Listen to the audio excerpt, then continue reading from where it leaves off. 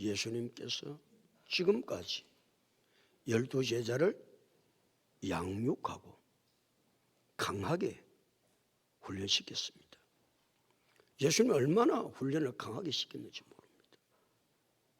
왜냐하면 훈련은 강하게 받아야 하나님께서 원하시는 뜻을 이루어갈 수 있기 때문에 예수님은 12제자를 지금까지 양육하고 훈련을 시켰습니다. 왜요? 세상에 나가서 하나님께서 원하시는 사역을 해야 되기 때문에.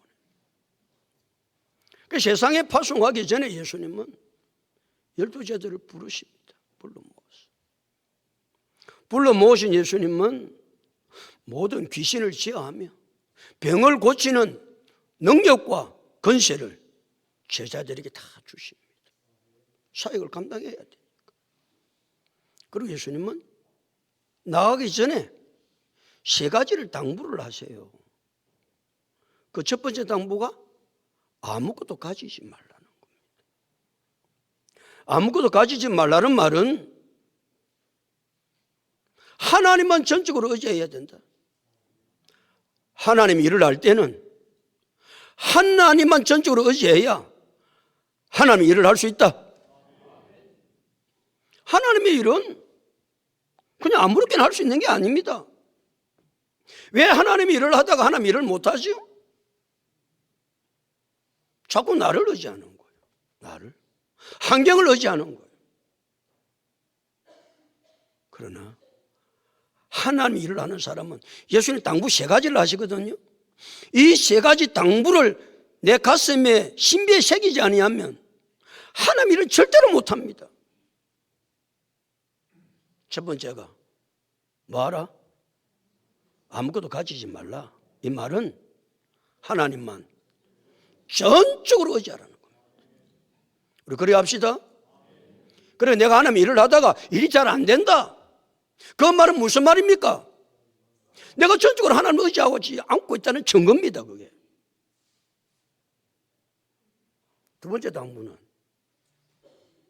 어느 집에 가든지 거기서 머물다가 거기서 떠나라는 것이.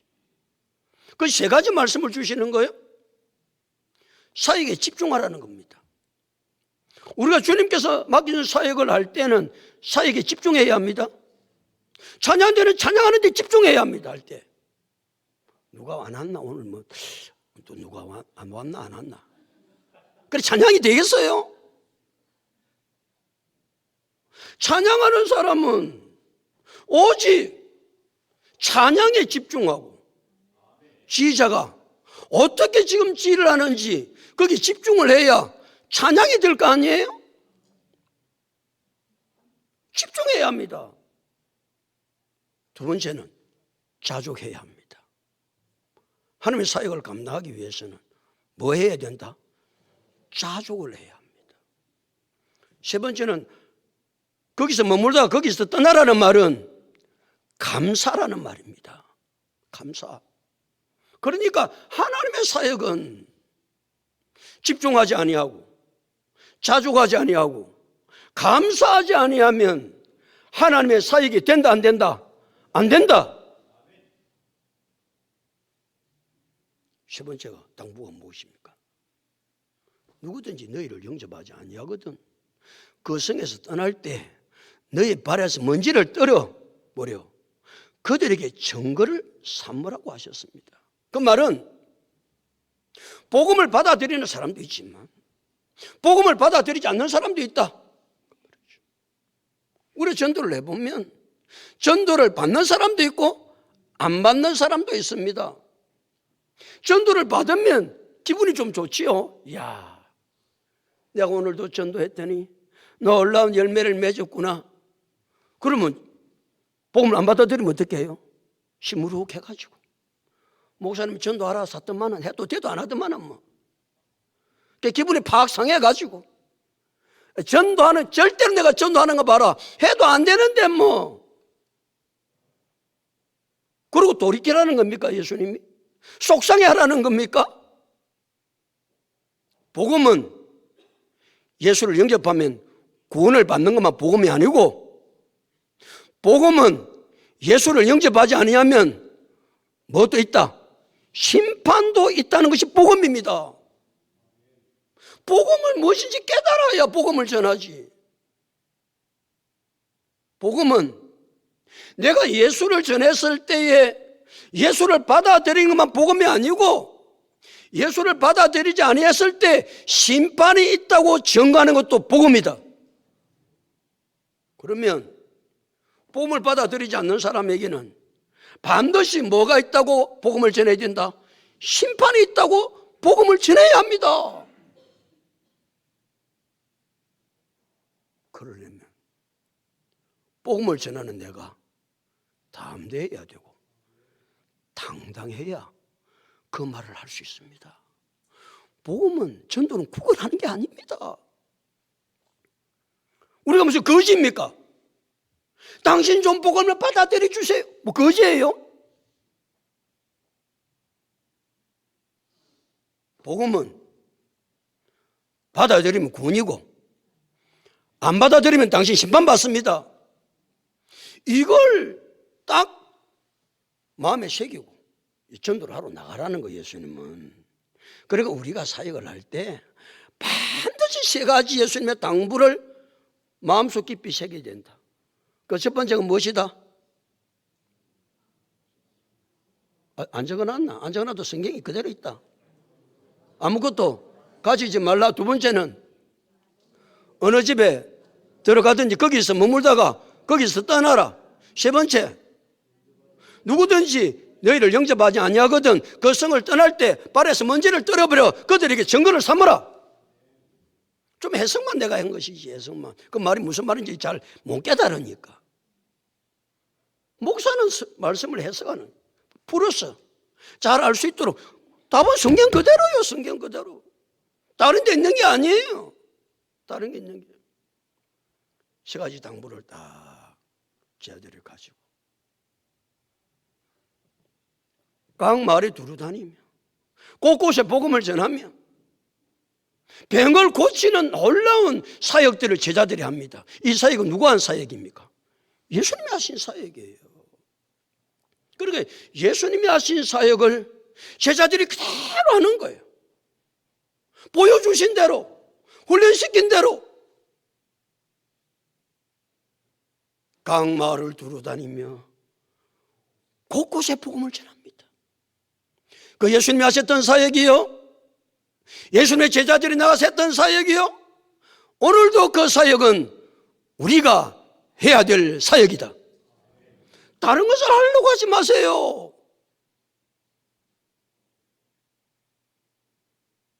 예수님께서 제자들을 세상에 파송해서 제자들이 나갔을 때 다른 것 하지 않았습니다. 예수님께서 하신 그대로 각 마을을 두루 다니며 곳곳에 복음을 전하며 병든 자를 고쳤습니다. 우리는 병든 자를 고칠 능력이 없습니다. 그럼 우리는 병든 자를 위해서 무엇을 할 수 있느냐? 기도를 할 수 있습니다. 우리의 기도를 들으시고 하나님 역사하시기에 야고보서 5장 16절은 병이 낫기를 서로 위하여 뭐하라? 기도하라고 그랬어요. 병이 낫기를 위하여 서로 기도하라. 의인의 강구는 역사하는 힘이 크민이라. 할렐루야. 그러니까 우리가 신방을 하든지 전도 대상을 만나 전도를 하든지 병든 자가 있으면 반드시 병든 자를 위해서 낫기를 뭐 해야 된다? 기도해 줘야 한다. 뭐 처음부터 뭐 기도한다고 그러면 그 사람이 이상하겠죠. 당신이 지금 몸이 많이 아프네. 많이 아픈데 내가 당신을 위해서 기도해 주고 싶다. 하나님 내 기도를 들어주니까 믿음을 가지고 당신 기도할래? 그럼 기도하겠다. 그럼 기도해 주는 거예요. 우리 성도들 아픈 성도는 뭐 물어볼 것도 없지요. 기도하자, 기도. 왜? 병이 낫기를 서로 위하여 기도하라. 의인의 간구하는 뭐가 크기 때문에? 역사하는 힘이 크기 때문입니다. 그래서 그렇게 한 거예요. 제자들이 나가서 예수님께서 파송하셨을 때에 제자들이 했던 것 다른 것 하지 않습니다. 곳곳에 다니며 복음을 전하고 병든 자를 고칩니다. 우리도 해야 될 사역은, 가장 중요한 것은 각 마을을 두루다니며 곳곳에 복음을 전해야 합니다. 예수님께서 보여주신 그대로, 제자들이 했던 그대로, 뿐만 아니라 병든 자를 위해서 기도해 줘야 합니다. 우리에게 맡겨준 이 사명, 제자들이 잘 감당했던 것처럼 우리 모두 잘 감당할 수 있기를 예수 그리스도 이름으로 축복합니다. 예수님께서 각색병을 고치시고 귀신들을 쫓아내시고 죽은 자를 살리고, 그러니까 예수님에 대한 소문이 말이죠, 유대인들에게 쫙 퍼졌습니다. 그렇지 나름대로 이야기하는 거예요.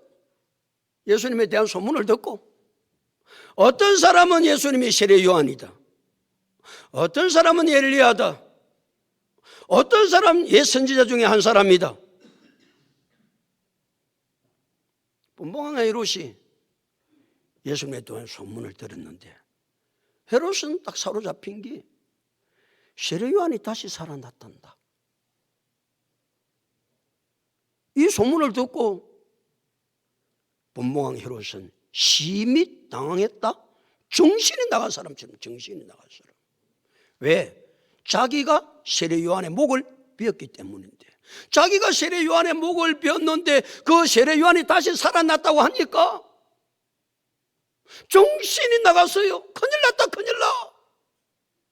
내가 죽인 사람이 살아났다고. 그러니까 분봉왕 헤롯은 예수님을 보기를 원했죠. 예수님의 사역 가운데는 볼 수가 없었습니다. 마지막 자리에서 봅니다. 그때가 예수님을 재판하는 마지막 자리입니다. 보기를 원해서 예수님을 보기는 보았는데 그는 예수님을 믿지 않았기 때문에 마지막 절호의 기회를 놓치고 예수님을 십자가에 못 박는데 일동공신이 되는 거예요. 안 믿으면 배반자가 되는 거예요. 우리 예수를 믿으면 예수님께서 원하시는 일을 할 수 있고, 예수님을 믿지 아니하면 반드시 많은 자가 된다, 배반하는 자가 됩니다. 예수님을 십자가에 못 박는 동조자, 일동공신. 사랑하는 성도 여러분, 예수님이 누구세요? 세례 요한입니까? 엘리야입니까? 선지자 중에 한 사람입니까? 예수는 그런 분이 아니고, 예수는 우리를 죄에서 구원하는 구원자. 예수는 하나님의 아들.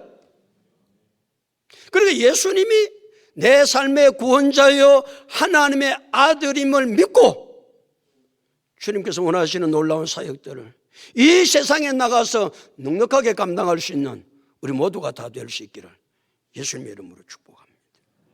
오늘 10절 말씀인데 10절 다 같이 읽으실까요? 시작.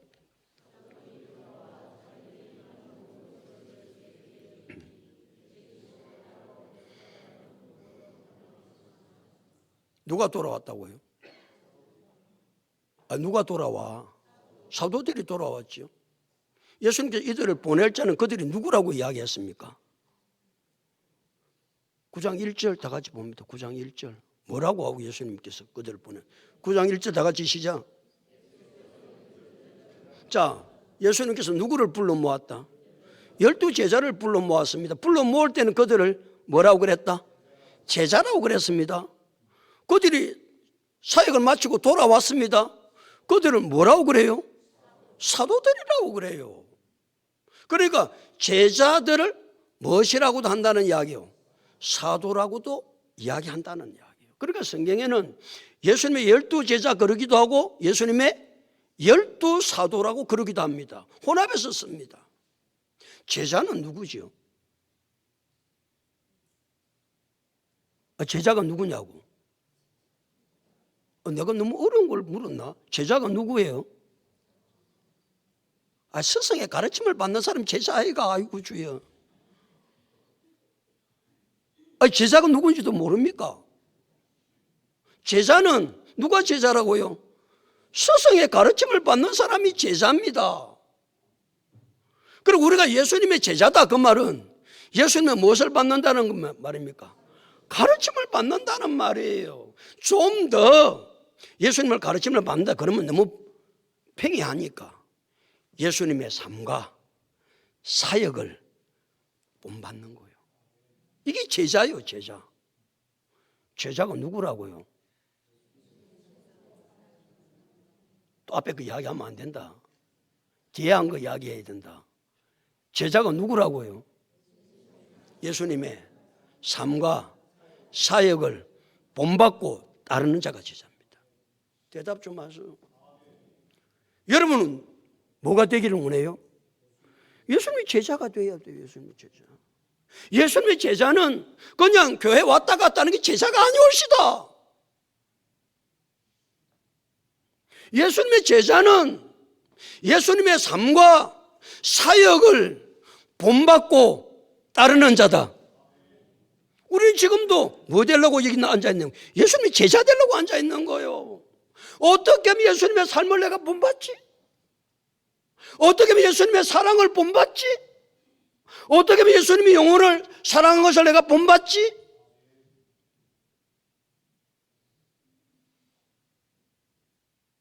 그냥 앉아있으려고 교회 놓은 게 아니에요. 오늘도 말씀을 통해서 어떻게 하면 내가 예수님의 제자가 되어서 예수님께서 행하신 삶, 예수님께서 행하신 사역, 어떻게 하면 내가 그것을 본받고 따를까? 우리는 근처도 못 가지. 그렇지만 끊임없이 주님 앞에 나와서 예배 드릴 때마다 예수님, 내가 예수님의 제자가 되고 싶습니다. 그냥 교회 왔다 갔다 하는 인생 말고 내가 예수님의 제자가 되고 싶습니다. 우리는 부족하지만 날마다 예수님의 제자가 되는데 힘써서 달려가야 될 줄로 믿습니다. 이게 제자입니다. 제자. 그 제자들이 뭐로 바뀌었다? 사도로 바뀌었습니다. 그럼 사도는 뭐냐? 그러면 사도. 제자는 그렇고 사도는 뭐가 사도일까? 사도라는 말은 보냄을 받은 자입니다. 뭐한 자다? 보냄을 받은 자가 사도입니다. 보냄을 받은 자. 이 제자들을 누가 보냈습니까? 예수님이 보냈습니다. 그래서 그들을 뭐라고 부르는 거예요? 사도라고 부르는 거예요. 그러니까 사도라는 말은 보냄을 받은 자가 사도거든요. 그러니까 그들을 보냈습니다. 자, 그러면 예수님께서 12제자를 보내서 사도라고 그랬으면 그들을 보낼 때 목적이 있잖아요. 보낸 자의 목적이 있죠. 그럼 12사도는 뭘 해야 됩니까? 예수님이 보내신 목적대로 그 일을 하고 돌아와야 뭐가 되는 거예요? 사도가 되는 거예요. 예수님께서 보냈어요. 자, 가서 이런 일을 해. 보냈는데 맹심할 거 내가 세 가지 이야기했지. 그걸 다 기억을 하고 너희가 가서 내가 지금까지 가르쳤던 양육했던 것을 훈련했던 것을 그대로 해. 근데 갔어요. 가가지고 뭐 근데 구경하고 그건 안 하고 지 마음대로 실컷 놀다가 돌아와가지고 잘하고 왔습니다. 그러면 그게 사도냐고? 그게 사도냐고요? 그래, 사도가 아니올시다. 사도들이 돌아와 그 말은 예수님께서 보내신 목적대로 그 목적을 다 이루고 돌아왔다 그 말입니다. 우리에게 직분과 사역을 맡기신 분이 누구십니까? 대답 안 하노? 우리에게 직분과 사역을 맡기신 분이 누구예요? 하나님이에요. 예수님이에요. 그러면 우리는 어떻게 해야 되죠? 내게 직분과 사역을 맡기신 그분의 의도대로 우리의 직분과 사역은 잘 감당해야 한다. 그 말씀이에요. 그런데 우리는 뭐 맨날 내 생각대로 하죠. 내 생각대로. 맡기신 분이야. 그렇게 맡겼든지 말든지 뭐 내가 알아서 하지 뭐 내가 알아서. 내가 알아서 하는 게 아닙니다. 그분이 맡기신 의도대로, 그분이 맡기신 뜻대로 잘 감당해야 된다는 사실을 한시도 놓쳐버리지 말고 우리에게 맡겨준 사역 잘 감당할 수 있기를 예수님의 이름으로 축복합니다. 다시 10절. 사도들이 돌아와 그 다음 읽습니다. 시작. 자, 됐습니다. 자기들이 행한 무엇을, 모든 것을 어떻게 합니까? 예수께 여쭌다는 말이 뭡니까? 어른한테 알린다 그 말입니다. 윗 어른한테 알리는 것을 여쭙는다고 그러거든요. 우리 그런 단어를 잘 안 써요. 그리고 예수님이 보내신 분이니까, 예수님의 스승이니까, 선생이니까 예수님께 자기들이 행한 무엇을 여쭈었다? 모든 일을 다 여쭈어요. 그래, 맞죠? 뭐 일을 맡겼는데 어떻게 일을 했는지 보고 안 하면 되나 안 되나? 안 되잖아요. 손집사, 지난 주일 밤에 아주 찬양이 은혜스럽다. 나는 얼마나 찬양이 은혜스러운지 다음에 한 번 더 해보도록 해봐라. 그 단원들 그런데 안 가더나? 너들 이야기 없었나? 자, 손집사, 내가 물어보자. 회사 위에 상사가 뭔 일을 이렇게 하라고 그러면 그냥 하고 나서 그 위에 상사한테 아무것도 보고 안 하나? 결과 보고하지. 그게 뭐예요? 기본입니다. 기본. 일을 맡겼으면 그 일에 대해서 보고서를 쓰지요. 보고서를 안 쓰는 사람이 세상에 어디 있어요? 그냥 일하고만 내 알아서 합니다. 그럽니까? 그럼 잘린다. 예수님께서 제자들에게 사역을 맡겼습니다. 맡기니까 자기들이 행한 모든 일을 예수님께 어떤다? 보고를 하는 거예요. 거기 사역자의 기본 자세입니다. 회사 생활도 그렇잖아요. 회사 생활도 그렇고 가정에서도 그렇잖아요. 자녀한테 뭘 맡겼어? 이거 해라. 그런데 아무 소리도 없어? 하고 나서 뭘 해야 됩니까? 아버지, 제가 아버지 맡긴 일은 이렇게 했습니다. 그렇게 해야 맞는 거 아니에요? 이들은 예수님께서 사역을 맡겼기 때문에 제자들은 자기들이 행한 모든 일을 다 보고했습니다. 보고 잘해야 합니다. 뭐 하기 싫나? 보고 잘해야 합니다. 어디든지 보고 잘해야 합니다. 우리 교회도 다 제가 보고 체질을 세워놨습니다. 일을 하면 보고를 해야지. 저 보고를 했습니다. 저 보고를 하니까 예수님께서 어떻게 하는지 다시. 사도들이 돌아와 자기들이 행한 모든 일을 예수께 여쭈니 그 다음 읽습니다. 시작. 데리시고 따로 누구만? 12사도만 제자만 데리시고 어디로 가셨어요? 베세다라는 골로 떠나가셨습니다. 왜 12제자만 데리고 갔을까? 이들만? 이제 보고를 받았잖아요. 자, 소임에서 또 물어본다. 보고를 받고 나면 위에 분이 보고서를 보고 그 다음에 뭘 하지? 그리고 평가를 하잖아. 평가. 그걸 간단한 평가를 안 가나. 어로 말로 평가를 하잖아. 이건 네가 잘했네. 이건 잘못했네. 평가 안 하는 데가 있나요, 없나요? 다 평가합니다. 다 평가거든요.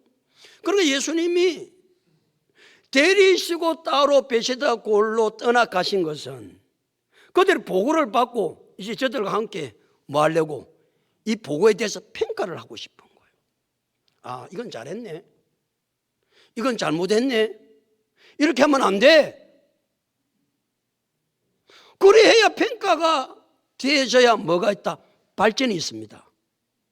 평가가 없으면 절대 발전이 없습니다. 그런데 대부분의 사람은 평가를 싫어합니다.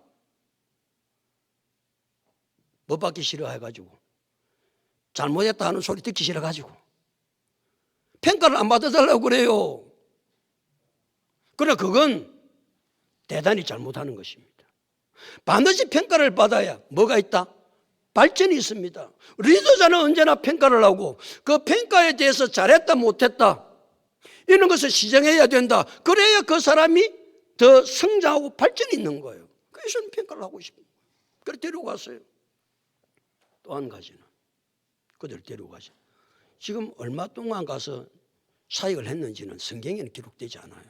그러나 어느 몇 달 동안은 아마 사역을 했을 것 같아요. 몇 달 동안. 그래서 사역을 하고 얼마나 피곤해요. 그러니까 좀 쉼의 시간도 제자들에게 주고 싶은 거예요. 그래서 따로 데리고 간 거예요. 어디로? 베세다 골로 떠나서 갔어요. 자, 떠나가셨다. 그러면 성경이 깨끗하게 마무리될 것 같은데 10절 하반절에 뭐라고 그런다? 떠나가셨으나 뭔가 좀 아주 그 마무리가 좋지 않지요? 떠나간데 어쨌단 말이에요. 11절 다 같이 읽습니다. 11절 다 같이 읽겠습니다. 시작.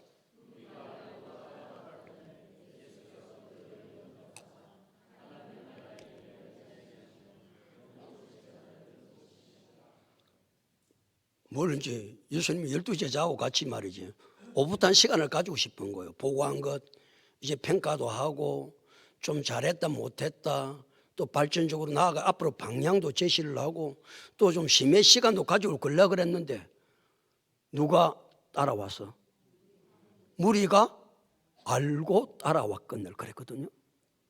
무리들 오면 돼요 안 돼요 지금? 오면 되는지 안 되는지 모르겠어요. 눈치도 없는 인생들이 있어요. 여기는 따라오면 안 돼. 예수님께서 어떻게 12제자하고 가셨어요? 아무도 몰래. 지금 베세다라는 골로 가거든요. 거기는 빈들이거든요. 거기 가가지고 아무도 지장 안 받고 좀 예수님은 평가도 하고 뭔가 그런 시간들을 쉼의 시간들을 가지고 싶었는데 무리가 알고 따라왔거늘 그랬어요? 무리가 왜 따라오죠? 예수님 만나고 싶어서 따라온 거예요. 눈치가 없어서 따라온 게 아니고 눈치가 없어서 따라온 거예요. 예수님을 만나야 살겠는데 예수를 만나고 사모하는 마음이 그들 가운데 가득해서 예수님을 따라옵니다. 오늘도 우리가 주님 앞에 나올 때 다른 사람 눈치 볼 거 없고 내가 누구 만나야 된다? 예수를 만나야 한다. 아멘. 다른 사람이 만나든지 안 만나든지 뭐 이러든지 저러든지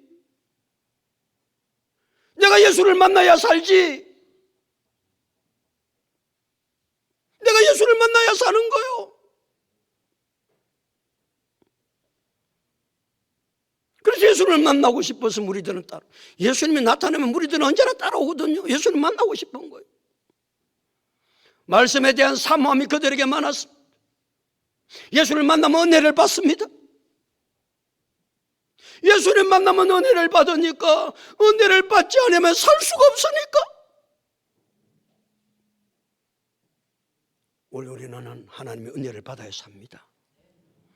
다른 사람이 어쩌든지 말든지 간에 나는 하나님께로부터 주시는 은혜를 받아야지. 그러니까 아멘 아멘 하고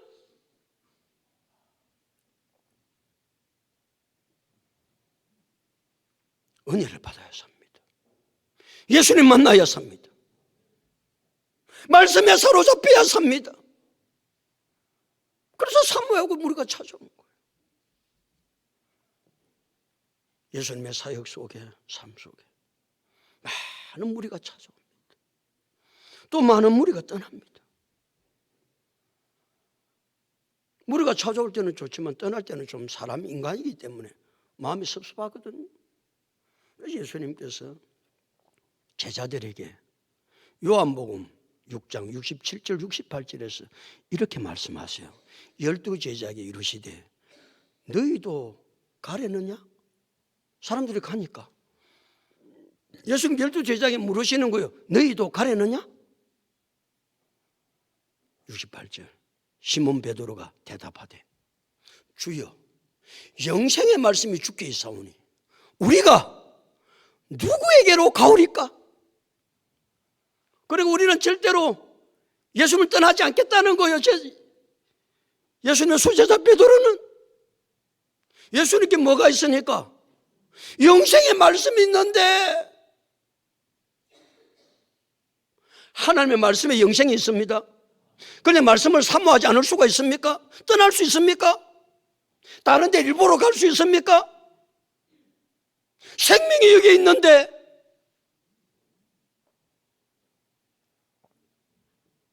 은혜가 여기 있고 생명이 예수께 있으면 예수님을 떠나지 아니하고 예수님을 사모하게 되는 줄로 믿습니다.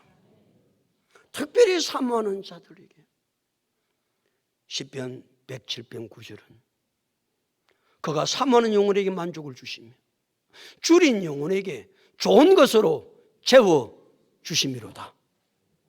그가 하나님이죠. 사모하는 영혼에게 만족을 주시며 줄인 영혼에게 좋은 것으로 채워주시는 줄로 믿습니다. 아무에게나 주지 않습니다. 단서를 붙였습니다. 뭐하는 자에게? 사모하는 자에게. 우리 사모해서 예수님도 시간 만나고 말씀의 은혜를 받고 좋은 것으로 채워주시는 하나님의 놀라운 역사가 우리의 삶 속에 일어날 수 있기를 예수님의 이름으로 축복합니다. 다시 11절. 우리가 알고 따라왔거늘 예수께서 그들을 뭐하사? 영접합니다. 그들을 영접합니다. 자, 그들을 영접하다는 말은 기쁘고 반가운 마음으로 맞아들였다는 거예요. 지금 기쁘고 반가운 마음으로 맞아들일 수 있나 없나? 우리 같으면 오보단 시간 보내려고 했는데 이들이 눈치도 없어 따라왔다. 그럼 우리는 뭡니까? 그냥 눈치를 줘가지고 이들이 인생들이 아무리 눈치가 없기로 여기까지 다 따라오냐? 그러고 말이지. 좀 핀잔을 주고 보낼 것 같은데 예수님은 그렇게 하시지 않습니다. 뭐 하셨다? 영접하셨습니다. 영접한 이유가 있습니다. 그 다음 말씀입니다. 그 다음에 뭐라고 말씀하고 계세요? 다 같이 시작.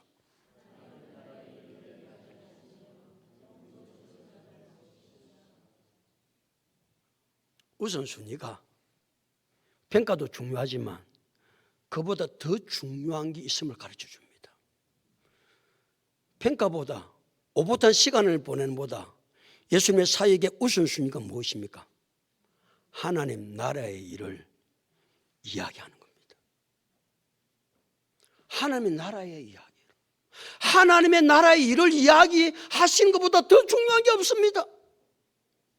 그래서 예수님은 무리들이 찾아왔기 때문에 하나님 나라의 일을 이야기하실 수밖에 없어. 그것이 중요하기 때문에, 그것이 사역의 우선순위이기 때문에. 그 말은 하나님 나라에 대해서 가르치고 복음을 전했다 그 말이거든. 그게 우선순위야. 우선순위.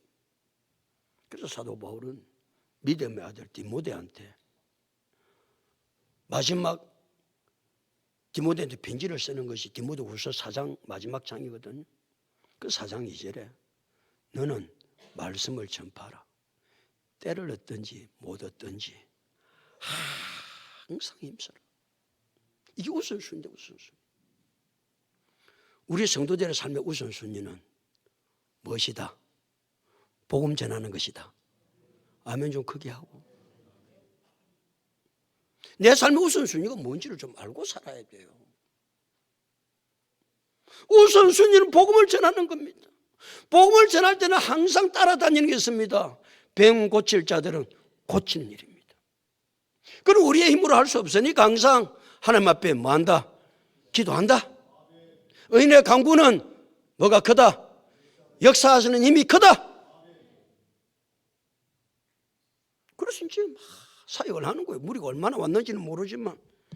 자, 12절 사역을 하다 보니까 또 이제 사건이 생겼어요. 12절 다 같이 읽겠습니다. 시작.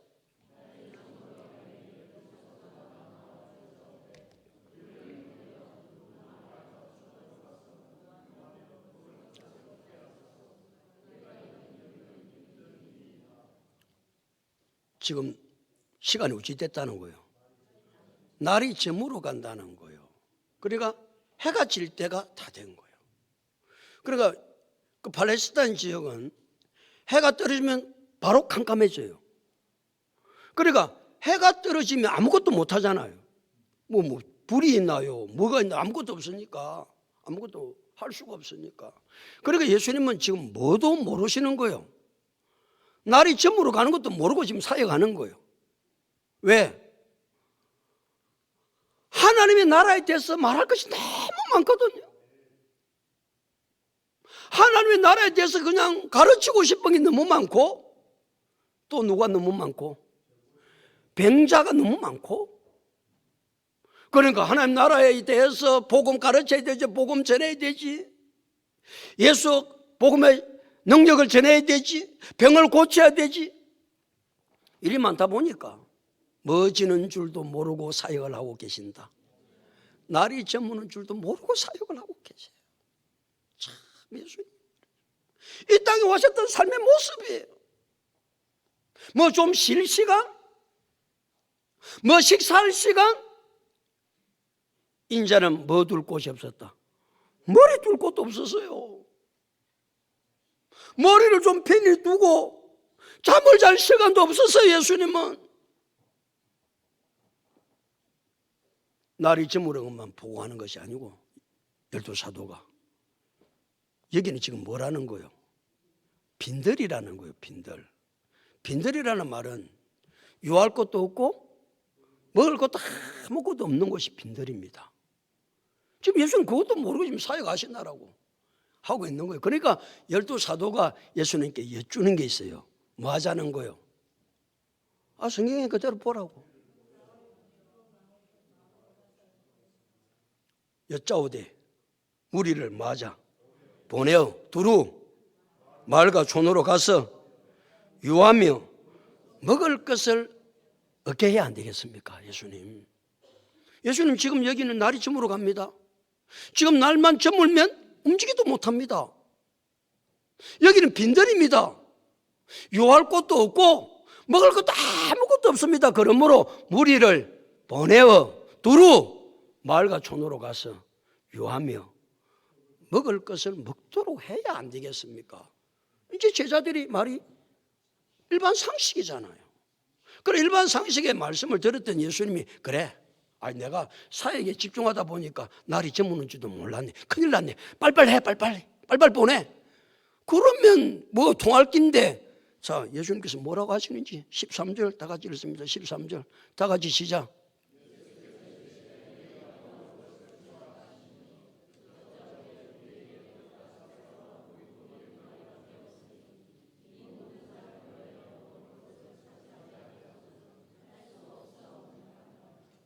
예수께서 뭐라고 말씀하세요?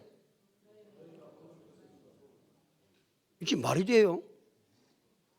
너희가 먹을 것을 주라는 거예요. 너희가. 제자들의 사정과 행편은 누가 제일 잘 압니까? 선생님, 예수님이 제일 잘 알아요. 또 예수님께서 앞에 뭐 당부라도 안 했으면 괜찮잖아요. 첫 번째 당부가 무엇이었다? 아무것도 가지면 안 돼. 그러니까 지금 막 사역을 마치고 몇 달 동안 했는지 모르지만 막 돌아왔잖아요. 그러면 아무것도 가지지 말라고 했던 제자들은 지금 손에 가진 게 있다 없다? 아무것도 없으면 빈털털입니다.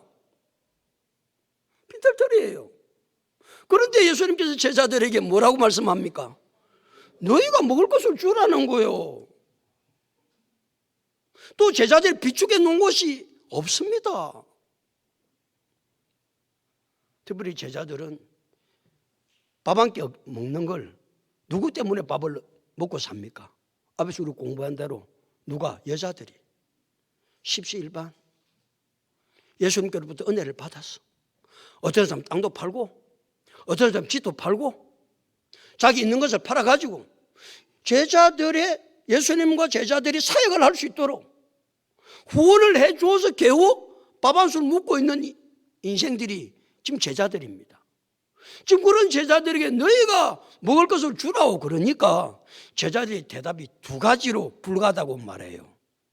첫 번째 뭐 때문에 안 된다는 거예요? 성경에 안 있나? 13절에 떡 5개하고 물고기 2마리밖에 없습니다. 이건 이제 물고기 떡 5개 물고기 2마리를 한문으로 오병이어라고 그러거든요. 이 오병이어의 기적의 사건은 마태, 마가, 누가, 요한 사복음서에 다 기록되어 있습니다. 사복음서에 다 기록되어 있는 내용은 삼복음서에 기록되어 있는 것은 제법 있어요. 그러니까 사복음서에 동일하게 기록된 내용은 오병이어의 기적과 예수님의 부활 사건 2사건밖에 없습니다. 그러니까 오병이어의 기적의 사건이 얼마나 중요한 사건임을 사복음서에 기록한 것을 보면 알 수가 있습니다. 이런 놀라운 사건이 세상에 어디에 있어요? 자, 거기에 누가복음에 기록 안 돼 있는데 다른 복음서에 보면 보리떡, 그게 보리떡 5개라고 그랬어요. 보리떡 5개, 물고기 2마리는 어린 아이의 한 끼 식사라고 그랬어요. 지금 가지고 있는 게 뭐밖에 없어요?